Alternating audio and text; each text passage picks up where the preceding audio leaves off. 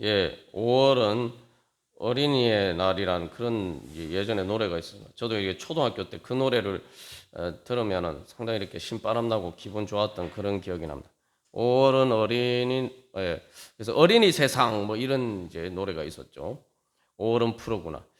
자, 오늘 예수님께서는 이 어린이 세상이라고 하는데 하나님 나라가 바로 어린이 세상이다. 이렇게 말씀하십니다. 여러분 믿으십니까? 아, 그러면 나는 어른인데 어린이가 아니니까 하나님 나라에서 소외되는구나. 우리가 이렇게 생각할 수가 있어요. 그래서 이 예수님께서 뭐라고 말씀하세요?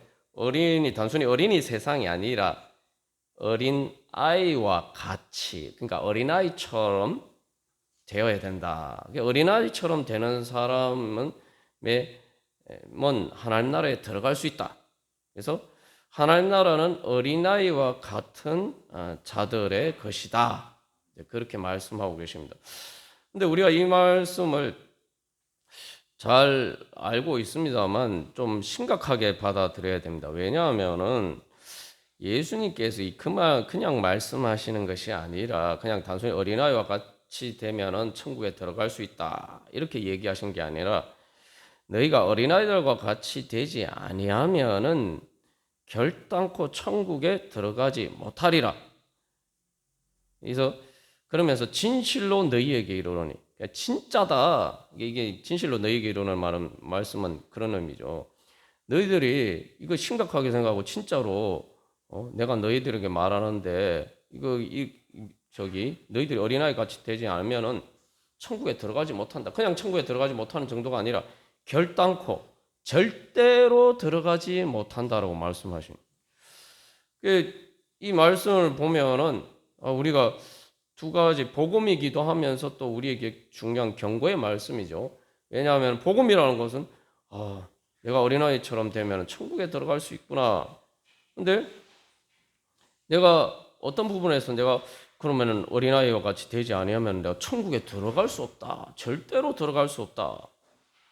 그러면은 도대체 어린아이와 같이 되는 것이 무엇인지, 어린아이, 하나님의 나라를 어린아이와 같이 받아들이는 것이 무엇인지 우리가 이제 이것을 제대로 깨달아야겠죠. 그래서 이게 어린아이들과 같이 되는 것이 쉬우면은 뭐 예수님께서 굳이 이렇게 말씀하지 않으셨을 겁니다. 우리가 어린아이들과 같이 되는 것, 어린아이들처럼 하나님의 나라를 받아들이는 것이 이게 쉽지 않기 때문에 예수님께서 이 말씀을 하셨단 말이죠.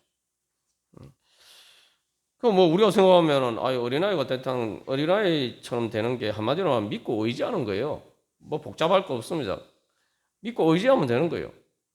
근데 이게 믿고 의지하는 게 어렵단 말이죠. 이게 실질적으로 이제 역사적으로도 보면 그렇습니다. 뭐 우리 개인 이전에 뭐 우리가 사실 이제 복음을 전하는 것도 예수님 믿고 의지하라. 뭐 예수님 믿는 게 예수님 믿고 의지하는 거 아닙니까? 그런데 사람들이 다 그거 어려워한단 말이에요. 싫어한단 말이에요. 어려워하는 정도가 아니라 그냥 싫어해요, 그냥. 많은 경우. 근데 실질적으로 저기 역사적으로도 그래요. 뭐 역사적으로 그렇다는 얘기가 무슨 얘기냐면 예전에 이제 우리나라는 뭐 해당이 안 되는 유럽의 이제 기독교 국가였고 중세를 지나면서 이 르네상스와 계몽주의가 등장하면서 어떤 생각을 가지냐면은 이제 사람들이 이제 깨어나서 이제 성숙해졌으니까 이제 그런 종교에서 종교 이제 거기서 이제 기독교죠. 기독교의 그러한 신앙의 어린 것에서 독립해야 된다. 마치 우리가 어른이 되면은 어린아이 때 믿고 의지하던 것들을 이제 버리고 스스로 독립하는 것처럼 그렇게 이제는 그 기독교 신앙에서 벗어나서 독립해야 된다. 뭐 이렇게 이야기를 했단 말이죠. 그게 이제 계몽주의라고 하는데 뭐 계몽주의가 다 그런 건 아닙니다만 그 가장 중심되는 이야기가 바로 그런 거예요. 계몽. 그래서 계몽이 돼서 성숙해져야 된다. 이제 문제는 사실 이제 또 여러 가지 문제들이 있죠. 기독교 자체에 하나님의 말씀에 따라서 예수님을 믿지 않고 인간적인 세상, 인간적인 관점에 따라서 신앙을 왜곡한 경우들이 많았단 말이죠. 뭐 천동설을 안 믿으면 뭐 예수님 안 믿는 것처럼 이야기를 한다거나, 그리고 그때 왕정 시대의 여러 가지 그 기득권 정치 세력들을 옹호하는 쪽에 서 있었던 바로 그러한 기독교가 말 그대로 어린아이와 같은 자이건데, 어린아이들과 같이 약한 자의 편에 서지 않고 기득권층의 그러한 왕정이나 잘못된 전제 정치들을 옹호하는 그런 입장에 서 있었기 때문에 어떻게 보면은 그런 것들을 무너뜨리려고 하고 그런 것을 개선하려고 하니까 그걸 뒷받침하는 기독교를 배척하는 그런 경향들이 나타났단 말이죠. 그래서 이제 이성을 따라서, 인간의 이성을 따라서 합리적으로 생각해서 이제 그 때문에 더 이상 신앙은 필요 없다. 실제로 뭐 과학 문명이 발달하면서 이제는 예전에 믿고 기도하고 신이 움직인다, 하나님이 주관한다고 생각했던 많은 것들이 보니까 수학 법칙에 따라서, 자연 법칙에 따라서 기계적으로 다 움직인단 말이죠. 그리고 그런 것들을 잘 발견해서 활용을 하니까 예전에 기도해도 안 되던 일들이 사람의 이성으로 이렇게 연구를 해가지고 하니까 막 병이 낫고 그런단 말이죠. 뭐 예를 들면은 뭐 예전에 전염병 걸리면은 뭐 딱 이렇게 기도했는데도 전염병 낫지 않았는데, 과학이 발달해서 이제 그 세균이나 그런 그 병의 원인들을 발견하고 그것을 또 실제로 약이나 이런 것들을 통해서, 항생제나 이런 것들을 통해서 하니까 옛날에 그렇게 힘들던 문제 이제는 아무 별 문제가 아닌 게 됐단 말이에요. 근데 그렇게 할 수 있었던 게 기도해서 된 일이 아니라 사람의 머리를 써서 그렇게 할 수 있었단 말이죠. 그러니까 뭐 이제 신은 믿을 필요 없다, 뭐 이런 식으로 이야기를 하고, 그래서 인간이 이제 말 그대로 성숙하게 문명을 이루어서 만약에 유토피아를 건설할 수 있는 것처럼 그렇게 이야기를 했습니다. 그런데 그 결과 사실 유토피아가 도래한 게 아니라 바로 그 과학 문명이 급속하게 발달하던 했는데 결국은 세계 대전, 지금까지 인류 역사상 없었던 가장 끔찍한 큰 전쟁이 벌어서 사람이 몇 천만 명이 죽고, 이 전염병으로 죽은 거 이상으로 많이 돼요. 그것도 어쩔 수 없이 그런 게 사람이 스스로, 그죠? 그리고 또 이제 무신론의 대표적인 게 이제 그 마르크스 레닌주의, 공산주의 아닙니까? 공산주의. 그래서 하나님 없이 유토피아를 이룰 수 있다고 생각했는데 공산주의 실험의 결과 어떻게 되었습니까? 이게 더 생지옥이 만들어졌단 말이에요. 뭐 지금 북한도 마찬가지입니다. 그래서 이게 결국은 이게 인간이 그렇게 성숙했다고 생각하는데 결국은 철부지, 역전히 인간들은 철부지 어린아이들에 불과하구나. 철부지 어린아이들에게 위험한 거 맡겨놓으면 그게 위험한지도 모르고 함부로 막 하다가 이렇게 우리가 흔히 하는 말 사고 치잖아요. 마치 요즘도 뭐 운전도 할 줄 모르면서 부모님의 차를 끌고 나가서 운전하다가 이렇게 사고 내는 것처럼 그 비슷한 그런 형상이 벌어진단 말이에요. 그러면은 다시 깨닫고 하나님 앞에 돌아와야 되는데, 탕자가 다시 아버지한테 돌아온 것처럼 돌아와야 되는데 이게 자존심이 있어서 돌아가기 싫단 말이죠. 그래서 사람들은 하나님 앞에 돌아갈 생각은 하지 않고, 특히 이제 유럽에서나 이런 서구 사회에서는 사람들은 그래서 이제 그런 자존심을 버리기 싫어서 기독교로 돌아가지, 신앙으로 돌아가지 않고 이제 뭐 불교나 뭐 뉴에이지 운동해서 마인드 컨트롤하면서 자기 스스로 뭔가 또 스스로 이 뭔가 이렇게 그런 것들을 극복해 보고자 노력합니다. 그걸 뭐 포스트 모더니즘이라고 경향 중에 이제 주로 경향이죠. 그래서 서구의 많은 지식인들은 기독교를 싫어하는 사람들이 많아요. 그러면서 또 불교에 대해서 되게 매력적으로 느끼는 사람이 많아요. 왜냐하면 불교는 뭐 부처님을 믿는다고 하지만 사실 인격적인 그 부처님에게 사실 의지하는 게 아니거든요. 이제 물론 불교도 깊은 그 도의 경지에 들어가면은 크게도 믿음과 비슷한 게 있긴 하지만 기본적으로 이제 내가 부처가 되는 거라고. 내가 부처가 되는 거예요. 불교는 엄밀하게 인격적인 신을 믿는 게 아니. 사실 이제 대승불교, 우리나라에서 믿는 그 불교는 석가모니를 약간 예수님 비슷하게 이렇게 이제 이해를 하는 것이지만 그래도 원칙적으로는 불교는 기본적으로 내가 부처가 되는, 그러니까 서구의 지성인들이 거기에 매력을 느끼는 거죠. 하나를 믿고 의지하지 않아도 된다 이 말이죠.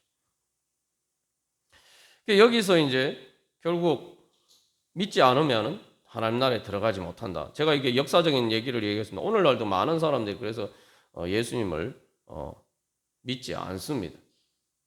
사실은 이게 역사적인 얘기가 아니라 사람들이 지금도 뭐 그런 역사를 몰라도 많은 사람들이 예수를 믿지 않는 그 바탕에 깔린 기본적인 생각은 똑같다 이 말이죠. 그래서 제가 이 얘기를 말씀을 드리는 거예요. 그러면은 예수를 믿는 우리들은 어떠한가? 여기서 하나님 나라에 들어간다는 것은 단순히 미래만을 이야기하는 것이 아니라고 우리가 나누었습니다. 하나님 나라에 들어간다는 건 지금 받아들이고, 그래서 예수님이 하나님 나라를 믿으면은 내가 지금 하나님 나라를 맛보고 볼 수 있다. 그러니까 우리가 그러면 이 말씀을 우리에게 적용을 하면은 이미 예수님 믿는 우리들에게도 이 말씀은 똑같이 적용이 되는 거예요. 내가 하나님 나라를 왜 제대로 맛보고 경험하지 못하느냐? 내가 어린아이처럼 되지 않아서 그렇다는 거예요. 다시 말하면 어린아이처럼 내가 주님을 믿고 의지하지 않기 때문에 내가 하나님 나라를 그만큼 경험하지 못하는 것이다. 우리가 이것을 깨달아 알아야 됩니다. 그래서 내가 진짜 뭐 지금도 내가 어린아이처럼 내가 하나님 믿고 의지하지 않으면서 나중에 뭐 내가 하나님 믿고 의지할 수 있게 됐다? 이거 어떻게 장담합니까? 그래서 이 성경에도 보면 부자 청년 이야기가 나오잖아요. 부자 청년은 자기가 하나님 나라에 들어가기 위해서 모든 일을 다 할 수 있다, 다 했다라고 생각하죠. 그런데도 자기 확신이, 구원의 확신이 없다 이 말이죠. 그래서 예수님 찾아서 어떻게 하면 하나님 나라에 들어갈 수 있습니까? 영생을 얻을 수 있습니까? 오늘 똑같은 이야기. 왜 거기서 이제 그래서 예수님이 해답을 들었는데 부자 청년이 근심하면서 돌아가잖아요. 그러니까 막상 부딪히게 되니까 어린아이와 같이 네가 믿어라 라고 사실 그 말씀하신 거예요. 네 재산 다 팔아서 나눠주고 나를 따르라 이 말씀하셨는데 그 부담스러워하면서 돌아갔다 이 말이죠. 그게 뭐냐면 결정적인 순간에 딱 장벽에 부딪혀 보니까 내가 진짜 어린아이처럼 주님을 믿을 수가 있느냐, 그게 쉽지 않다는 게 드러난 거예요. 그래서 여기서 이제 그러면 어린아이처럼 믿는다, 이걸 이제 우리가 정확하게 이해를 해야 됩니다. 어린아이가 뭔지. 여기서 어린아이를 우리가 보통 생각하는 그런 어린아이로 생각하면 안 됩니다. 여기서 어린아이는 어느 정도까지 어린아이냐, 이게 이제 중요해요. 이걸 먼저 우리가 알아야 됩니다. 어느 정도까지 어린아이일까요? 그래서 여기 특별히 누가복음에서는 이 누가복음 18장 15절 말씀 여러분 유심히 보시면은 그냥 얼핏 읽으면 그냥 지나갈 수 있는데 누가복음 18장 15절 말씀에서는 어린 아기를 데리고라고 해요. 그러니까 사람들이 예수님께 아이를 데려갔는데 우리가 이제 보통 뭐 아이들 우리가 뭐 이제 뭐 유치원생이나 뭐 이런 아이들이라고 생각하는데 여기서 이제 좀 더 분명하게 보여주고 있죠. 자기 어린 아기를 데리고. 그래서 이제 누가복음 18장 16절에서는 어린 아이라고 얘기해요. 이게 말이 다르죠. 그 어린아이는 어린아이인데 어떤 어린아이냐? 아기예요. 아기. 말 그대로 아기. 그러니까 우리가 어린아이와 같이 된다는 것은 뭐냐 하면은 말 그대로 아기처럼 되어야 된다는 거예요. 아기처럼 예수님 믿고 하나님 믿고 의지해야 된다는 거예요. 그래서 이 누가복음 18장 15절에서는 어린 아기라고 특별히 표현하고 있는 것은 이게 그냥 어린아이라고 하니까 이것을 잘 모르고 그냥 뭐 유치원생 아니면 뭐 초등학생 뭐 이런 식으로 생각할 수 있으니까 그걸 분명하게 밝히기 위해서 어린 아기라는 것을 분명히 이제 밝히기 위해서 그렇게 표현하고 있는 겁니다. 어린아이하고 어린 아기하고 뭐가 다르냐?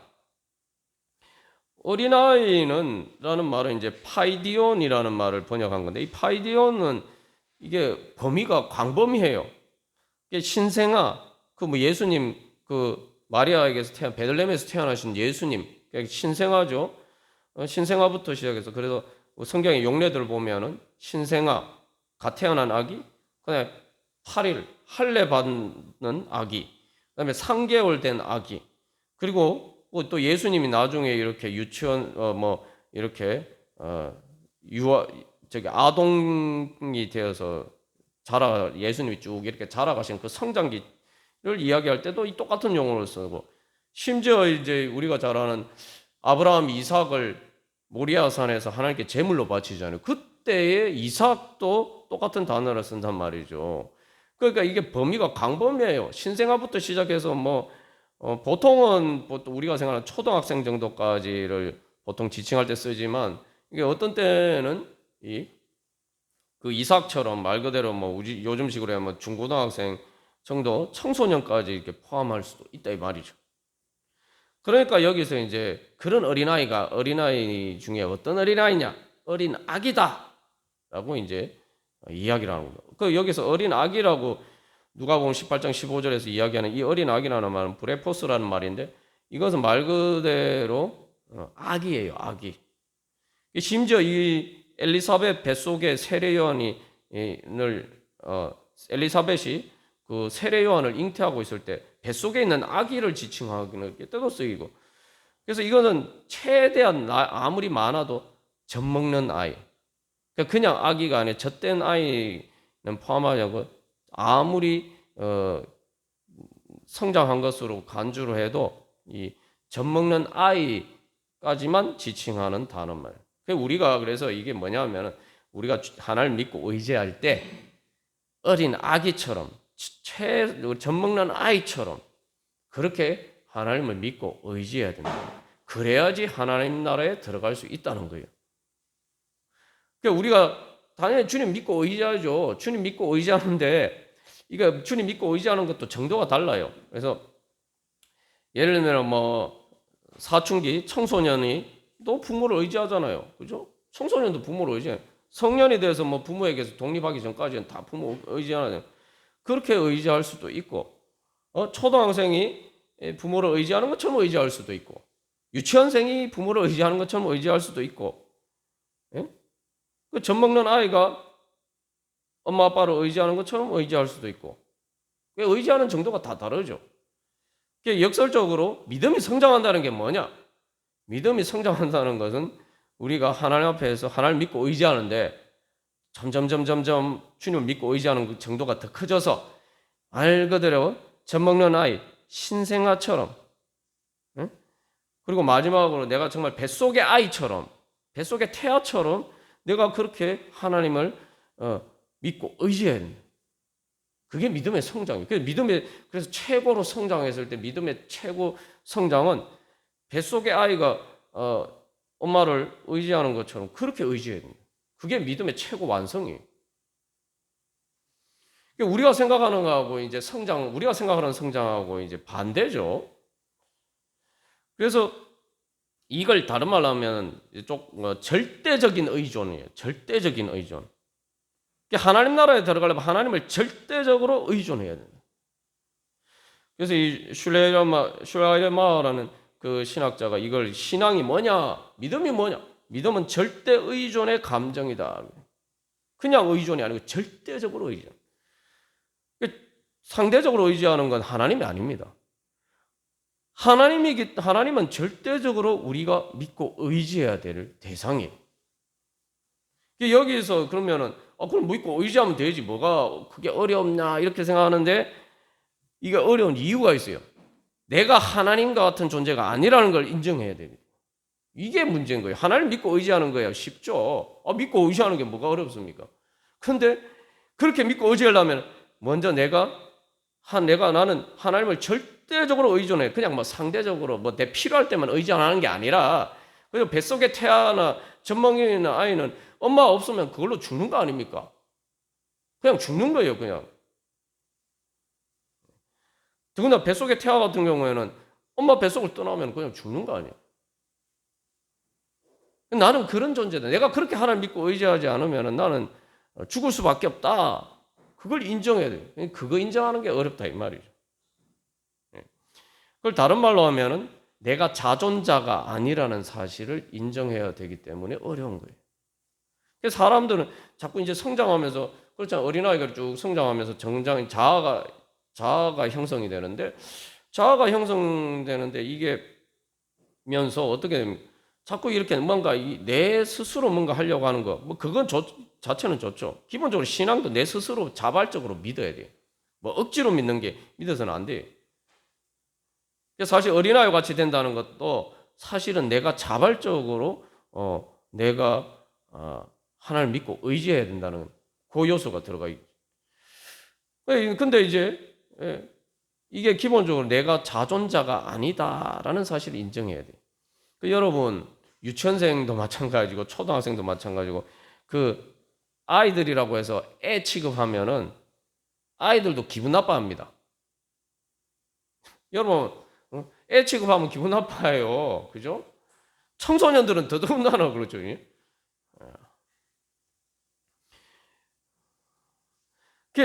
이게 하나님 앞에서도 마찬가지예요. 하나님 앞에서도 우리가 내가 어린아이처럼 되나 뭐 좋은 것처럼 보이는데 기분이 나빠요. 하나님이 날 애 취급하시네. 자존자가 아니라는 건, 자존이라는 건 스스로 존재하는 것. 나는 자존자가 아니라는 사실을 인정해야 되는 거예요. 그러니까 내가 하나님이 아니다.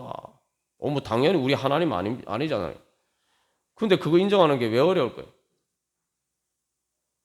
내가 하나님도 아니면서 하나님처럼 자꾸 그렇게 내 주장대로 살려고 하기 때문에. 그게 교만이고, 그걸 다른 말로 허풍이에요, 허풍. 그게 이제, 그래서 성경에는 하나님을 어떻게 얘기합니까? 하나님이 어떤 분이십니까? 하나님의 이름이 뭡니까, 여러분? 혹시 하나님의 이름 아세요? 우리가 믿는 하나님의 이름 뭔지. 이게, 예? 하나님의 이름 무엇인지 아세요? 예, 다 잘 아시네. 예. 아버지 이름을 모르면 곤란하죠. 자기 아버지 이름이 뭔지, 아버지 이름을 부르지는 않지만 아버지 이름을 알고 있어야죠. 여호와, 정확한 발음은 이제 야훼라고 이제 이야기하는데, 그게 이름의 의미가 무슨 의미입니까? 나는 스스로 존재하는 자라는. 하나님만이 스스로 존재하시는 자존자란 얘기예요. 자존자. 다른 것을 믿고 의지하고 스스로 존재할 수 있는 유일한 존재. 그게 바로 하나님. 그게 창조주 하나님이란 뜻이고, 그게 바로 하나님이에요. 그러니까 여호와 하나님을 믿는다는 것은 하나님은 유일하게 유일하게 자존하시는 분은 창조주 하나님은 바로 예수 그리스도를 이 땅에 보내주신 바로 그 야훼 하나님. 그리고 예수님 자체가 야훼 하나님. 그래서 그것을 믿기 때문에 그렇기 때문에 난 자존할 수 없고 난 주님 믿고 의지해야 된다. 그 믿음으로 구원받는다. 그렇게 이야기하는 거죠. 근데 이제 내가 진짜 그러면은 내가 그렇게 생각하지 않느냐. 내가 진짜 자존하신 하나님을 믿고 나는 자존하시는 하나님을 믿고 의지하는 믿음으로 살아가느냐.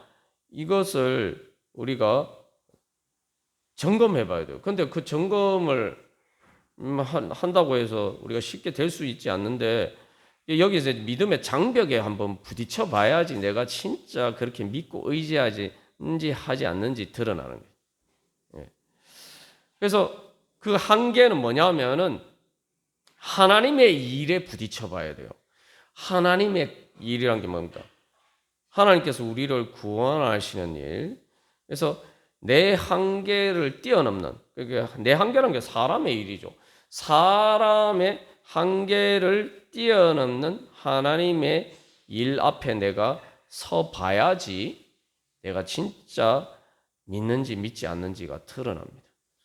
베드로가 그렇게 그 한계에 부딪혔을 때 어떻게 됩니까? 믿지 못한다는 게 드러났죠.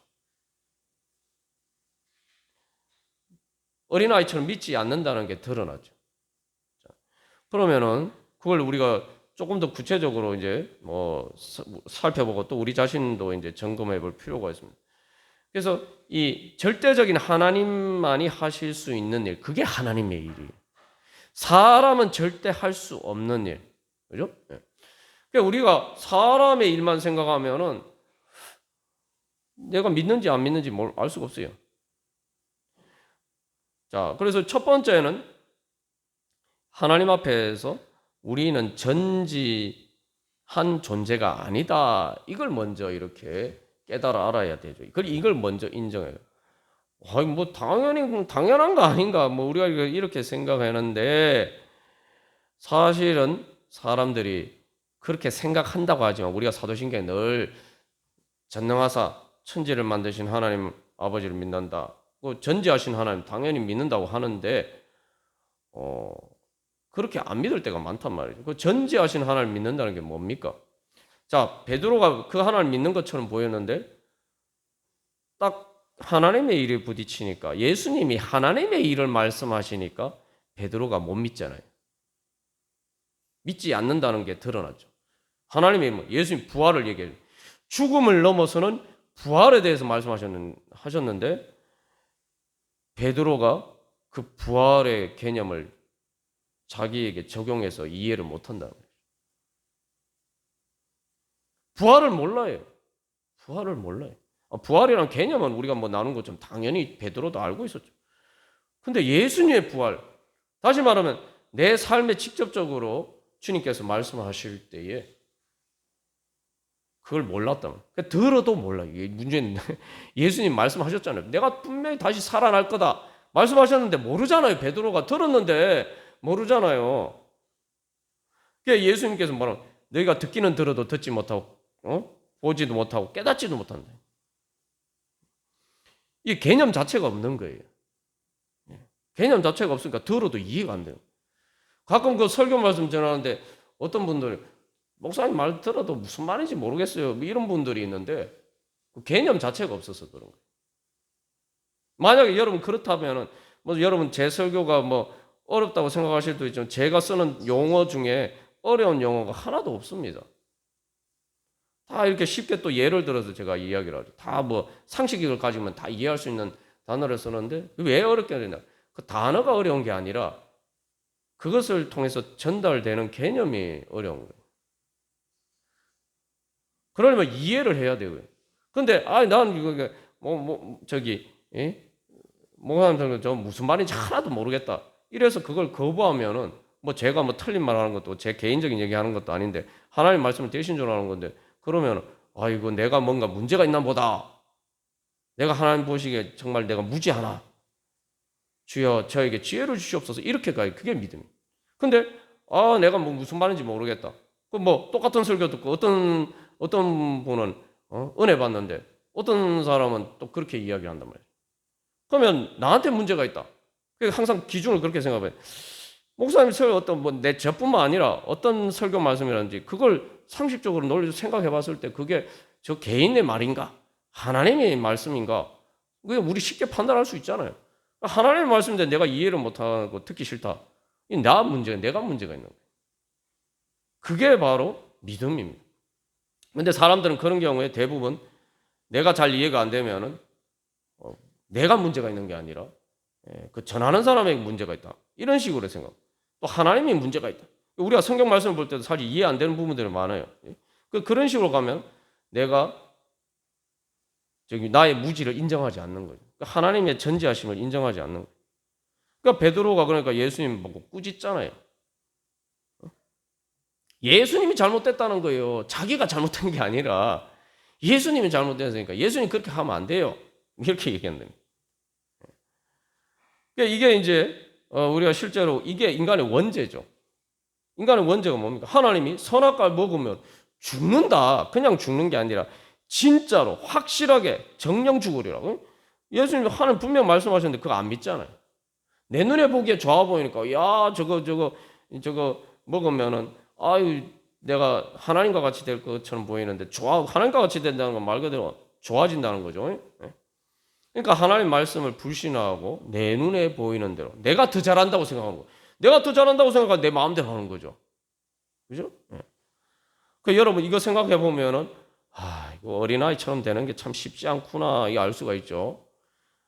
뭐 제가 여러 번 제 자신을 간증을 한 것처럼 뭐 제가 금요기도 때나라고 계속 뭐 여러분 간증하는 것처럼 간증합니다만 저는 뭐 예수님 만나고 인격적으로만 예수님 친구로 만나고 천국을 경험했는데도 불구하고 그 다음에 딱 베드로처럼 삶의 상황에 부딪히니까 새로운 믿음의 도전의 과제가 딱 부딪히니까 내 눈에 보기에 좋아 보이는 게 있어요. 그렇다고 여기서 또 오해하지 마. 베드로도 뭐 죄를 짓는 뭐 이런 문제가 아니에요. 여러분 사람의 일이라고 예수님 말씀하셨지 사탄의 일이라고 말씀 안 하셨단 말이에요. 근데 사람의 일도 중요합니다. 근데 사람의 일만 생각하면은, 사람의 일만 생각하고 하나님의 일을 생각하지 않으면은, 하나님의 일을 생각하는 걸 앞세우지 않으면은, 사람의 일만 생각하면 그게 결국은 사탄의 일이 된다는 걸 우리가 깨달아야 됩니다. 그러니까 베드로가 뭐 죄 짓는 일을 하는 것 때문에 예수님 보고 뭐 우리 뭐 도둑질을 합시다, 뭐 뇌물을 받읍시다, 뭐 이런 이런 악을 저지르자고 한 게 아니잖아요, 그죠? 그러니까 우리가 자꾸 거기에 저기 잘 깨닫지 못하는 겁니다. 나는 주님 잘 믿고 의지하는데, 당연히 나 죄도 안 짓고 뭐 이렇게 하는데, 근데 죄는 안 짓는데 사람의 일만 생각하면 결국은 나는 하나님의 구원을 받지 못한다는 거예요. 이게 중요한 거예요. 하나님의 구원을 받지 못. 하나님의 일은 우리를 구원하시는 일이에요. 하나님의 일은 말 그대로 하나님 나라를 우리에게 주시는 겁니다. 내가 사람의 일만 생각하면 하나님의 일, 즉 하나님이 나에게 주신 은혜를 얻을 수가 없어요. 사람들이 얻을 수 없는, 하나님만이 주실 수 있는 걸 얻을 수가 없어요. 그게 뭐예요? 죽음을 이기고 천국 가고 영생을 얻고 하나님 다 그거 아닙니까? 그거 얻을 수 없어요. 그러니까 그걸 보고 사탄의 일이라고 말씀하시는 거예요. 그래서 내가 사람의 일만 생각하면은 나는 결국은 하나님 안 믿고 그냥 사탄을 따라가는 거예요. 여러분 생각해보죠. 하나님을 안 믿는다. 이걸 어렵게 생각하지 마요. 내가 하나님보다 더 똑똑하다고 생각하는 거 아니에요. 예? 그 하나님, 그 다른 말로 하면 하나님을 무시하고 멸시하는 거죠. 하나님을 무시하고 멸시하는 거예요. 여러분, 우리가 생각할 때 불신이 죄다. 성령님이, 요한복음 우리가 지난번에 말씀드린 성령님이 죄에 대해서 책망하시는데, 죄가 뭐냐? 불신이다. 그러니까 하나님을 믿지 않고 예수님을 믿지 않는 죄에 대해서 성령님이 책망하신다 그러죠. 그러니까 우리가 생각, 아이고 예수님 믿지 않는 게 그 뭐 그렇게 큰 죄냐? 우리가 이렇게 생각하잖아요. 뭐 여러분 그런 생각하면, 그러니까 안 믿는 사람들이 그래서 불만이잖아요. 뭐 예수 안 믿는다고 왜 지옥 가야 돼? 뭐 이렇게 얘기하잖아요. 근데 여러분 한번 생각해보세요. 만약에 진짜 그런 안 믿는 사람들 질문, 그런 질문의 근본적인 전제가 틀렸어요. 그런 모든 질문의 전제에는 하나님이 안 계신다라는 걸 전제로 했을 때만 가능한 논리입니다. 그게 예수님 안 믿어도 착한 일 많이 하면은 천국 가야지. 예수님 안 믿어도 선하게 살았는데 왜 지옥 가야 돼? 뭐 이렇게 얘기하잖아요. 그런 질문이 듣고 보면 뭐 그럴듯한데 그거 다 틀린 얘기예요. 뭐냐면 그런 모든 질문에는 전제가 포함이 돼요. 하나님이 안 계신다는 전제가 포함이 되어 있어요. 기본적으로 하나님이 안 계신다는 전제에서 나오는 논리 구조이기 때문에 당연히 하나님 안 믿는 게 왜 죄냐 이렇게 얘기할 수밖에 없어요. 제가 한번 예를 들어볼까요? 여러분, 아버지가 하나님이 계신다면은, 하나님이 계신다면 하나님이 어떤 분입니까? 천재 창조주라면은 우리 부모님보다 더 크신 분 아니에요. 우리 부모님의 부모님이기도 하고 우리의 모든 우리의 조상들을 다 창조하신 분. 그러니까 하나님이야말로 진짜 아버지죠. 사실은 그래요. 탕자 이야기를 하는데 탕자가 이야기를 보면 안 믿는 사람이 돌아오는 예수 믿는 걸 이야기하는데 거기에도 전제가 뭡니까? 탕자예요. 아버지인데 아버지를 떠난 사람. 하나님은 창조주 하나님이시면 만약 진짜 하나님이 살아 계시면은 창조주 하나님 아니에요? 그죠? 창조주 하나님이면은 우리가 인정하든 인정하든 하나님은 이미 우리의 아버지예요. 우리 부모님이란 말이죠. 그래서 탕자에 비유해서 아버지를 떠난 존재로 나오는 거예요. 예수를 믿든 믿지 않든 우리가 만약 진짜 창조주 하나님 계시다면은 다 안 믿는 사람들도 모든 존재가 하나님을 통해서 창조되었으니까 하나님의 아버지 아닙니까? 그죠? 근데 여러분, 한번 생각해보세요. 이런, 예를 들면, 아주 착한 사람이 있어, 선한 사람이 있어, 진짜, 성인 같다, 이런 사람이 있는데, 자기 아버지를 인정을 안 해. 자기 아버지가 옆에 있는데도 무시해. 자기 아버지가 아닌 것처럼 그렇게 막 이야기를 해요. 여러분 만약에 드라마나 영화에서 그런 걸 보시면 어떤 뭐 저런 인간이 다 있어 뭐 이렇게 생각하지 않겠어요? 막 분노가 치밀어 오지 않겠어요? 자기 아버지가 옆에 있는데 아버지가 아닌 것처럼 다른 사람이 당신 아버지네 이렇게 얘기해. 나 이 사람 모르는데요? 이렇게 얘기하면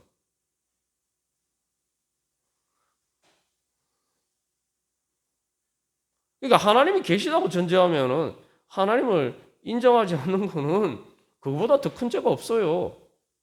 예? 그리고 여러분 또 이제 여러분 뭐 부모로서 자녀를 키워보셨잖아요. 자녀가 아직 어리석고 미숙해서 내가 뭔가 이렇게 사랑해서 아이의 유익을 위해서 뭐라고 이야기하는데 나를 무시하고 엄마 아빠는 잘 모르면서 자기가 더 잘하는 것처럼 막 이렇게 예? 그렇게 하면은 예? 뭐 그게 뭐 어렸을 때야 그렇지만 예? 나중에 뭐 어른 좀 사춘기가 돼가지고 엄마 아빠는 아무것도 모르면서 뭐 그냥 진짜 사람은 진짜 몰라서 그럴 수도 있죠. 근데 내가 잘 아는 일인데 마치 자기 생각이 더 옳다고 생각해서 막 그렇게 그런 일을 당하면 여러분 어떻습니까? 진짜 당혹스럽죠. 마음에 큰 상처가 부모도 상처를 받잖아요. 다음 주가 이제 어버이 주일입니다. 자식들한테 부모도 상처를 많이 받아요. 자식들이 부모 무시하니까. 근데 여러분 생각해요. 그때 그 마음을 한번 생각해 보죠. 그러면 내가 하나님 인정하지 않고 하나님보다 내가 더 똑똑하다고 생각해서 막 그렇게 내 마음대로 하려고 하는 날 보실 때 하나님 아버지 마음이 어떻겠어요? 그 다른 말하면 그게 하나님 멸시하는 거예요. 아니 여러분 사람을 무시하고 멸시하면은 나쁜 죄죠. 그죠? 사실 모든 인간관계에서 벌어지는 범죄는 사람을 무시하기 때문에 내서부터 시작해요. 사람을 존중하지 않는, 다른 사람을 존중하지 않는 것에서부터 시작. 근데 근데 내가 하나님을 무시한다. 하나님을 멸시한다. 인간의 모든 죄가 거기서부터 출발하는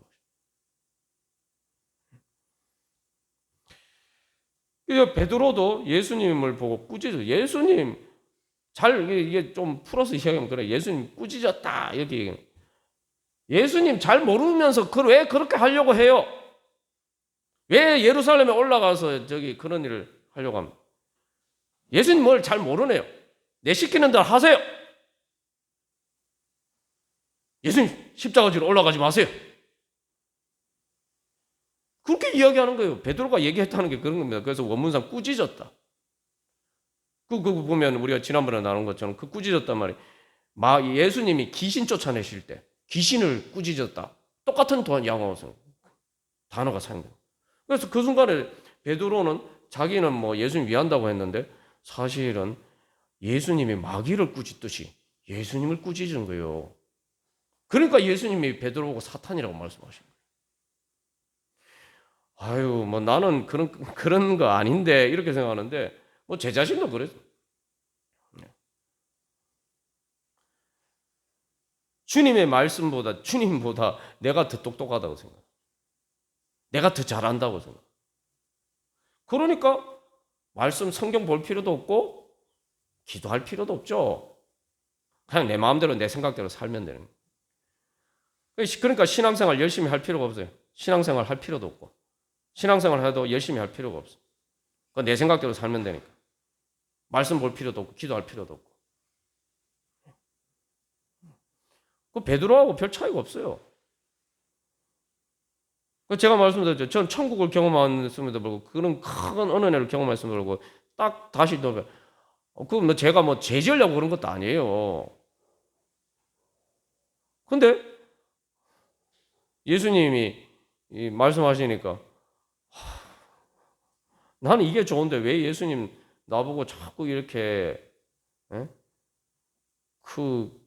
이 좋은 걸 버리라고 하시지? 그 좋은 게 죄 짓는 것도 아니란 말이죠.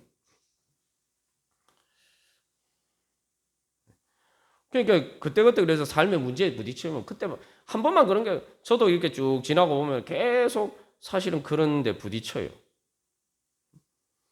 하나님 말씀하시면은 아멘 하고 아이고 하나님이 나보다 더 잘하시지. 나는 미래를 모르지만 하나님 미래를 다 아시니까 아유 하나님이 이렇게 말씀하시는데 이유가 있겠지. 내가 지금 나는 미래를 모르니까 그렇게 생각하지만 하나님 미래를 다 보시니까 내가 못 보는 걸 보신 다 알고 계시니까 하나님 나한테 이렇게 말씀하시겠지. 믿고 하나님 따라가야 되는데 내가 보기엔 이게 딱 이렇게 하면 이렇게 될 것 같은데 왜 이거 하나님 이렇게 하지 말라 그러시지? 이렇게 생각하고 자꾸 불순종한다고. 그래가지고 당해보면은 이게 아유 도대체 하나님 미래를 다 아시니까 이렇게 얘기했는데 내가 왜 이랬을까? 막 후회가 되는 거예요. 다시 시간을 거꾸로 돌아가서 그때로 갔으면 내가 이렇게 안 해. 돌아가서 갈 수 있으면 내가 주님 말씀께 순종하고 내가 이렇게 안 했을 텐데 그런 후회를 한다 이 말이죠. 자, 우리가 오늘 이 전지하심에 대해서만 살펴봤는데도 우리가 걸리는 문제들이 많죠. 중요한 것은 어린아이처럼 된다는 거예요. 어린아이가 젖먹는 아이라고 해서 뭐 부모님 말씀 잘 듣고 순한 거 아니잖아요. 사실 젖먹는 아이는 아이 젖먹을 때 여러분 자녀 키워보면 제일 힘들잖아요. 그때가 애 키울 제일 힘들잖아요. 그 부모를 엄청 힘들게 해요. 조금 크면 그나마 낫죠. 그죠? 근데 중요한 것은 어린아이처럼 주님 믿고 의지한다는 것은 결정적인 순간에 되면 젖먹는 아이는 그냥 엄마가 안고 가든지 뭐 안고 가든지 엄마가 데리고 가는 대로 그냥 따라갈 수밖에 없어요.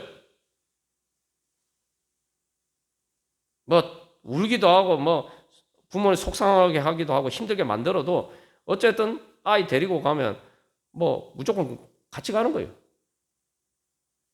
따라가는 거예요. 그게 젖먹는 아이. 바로 그렇게 하면은 그게 중요해요. 베드로도 뭐 그렇게 실수했지만 결국은 예수님 따라갔잖아요. 예수님 없으면 안 되니까. 예수님 없으면 안 되니까. 결국 예수님 따라갔어요. 그게 우리의 믿음입니다. 그렇게 우리의 믿음은 성장해 가는 겁니다. 우리가 다시 오늘 어린이 주일을 맞이해서 내가 정말 어린아이처럼 젖먹는 아이처럼 내가 그렇게 내가 젖먹는 아이라고 인정하고 주님 제가 주님 그저 따라가야겠습니다. 주님 없이 살 수 없습니다. 젖먹는 아이가 엄마에게서 떨어지면 죽는 거죠. 저 하나님 그렇게 떠나서 살 수 없어요. 우리가 그렇게 믿음으로 고백하면서 주님 따라갈 때 주님께서 우리를 이게 하나님 나라 은혜 주실 줄 믿습니다. 우리 주간 기도문 같이 읽고 같이 기도하겠습니다. 1번 제가 먼저 읽겠습니다. 저는 불거숭이 아이 같으니 하나님을 아빠 아버지로 믿고 의지하고 순종하며 살게 하소서.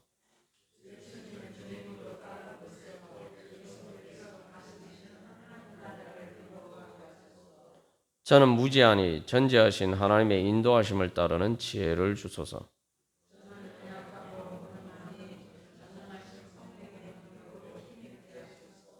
같이 읽겠습니다. 사람의 일만 생각하는 불신에서 벗어나 하나님의 관점에 따라 생각하고 판단하고 느끼고 의지하며 행하게 하소서. 아멘.